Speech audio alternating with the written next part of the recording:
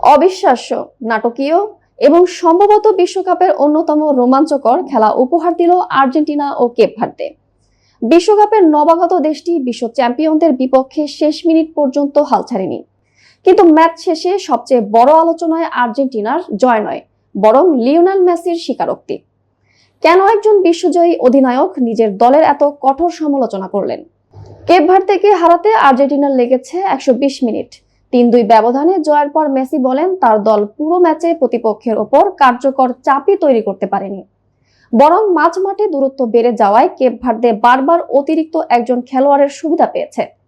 এটাই হয়তো এবারের বিশ্বকাপের সবচেয়ে বড় বার্তা। আগে যেখানে নামই ম্যাচ জিতিয়ে দিত, এখন সেখানে কৌশল, শৃঙ্খলা আর লড়াই সবকিছুতেই সমান হতে হচ্ছে বড় দলগুলোকে। বিশ্ব চ্যাম্পিয়ন আর্জেন্টিনা তার ব্যতিক্রম নয়, তবে এটি আর্জেন্টিনার জন্য একটি সতর্কবার্তা। নকআউট পর্বে ছোট একটি ভুলও বিদায়ের কারণ হতে পারে। তাই শেষ 16তে ওঠার আনন্দের পাশাপাশি নিজেদের দুর্বলতা দ্রুত কাটিয়ে ওঠাই এখন স্কালোনির দলের সবচেয়ে বড় চ্যালেঞ্জ।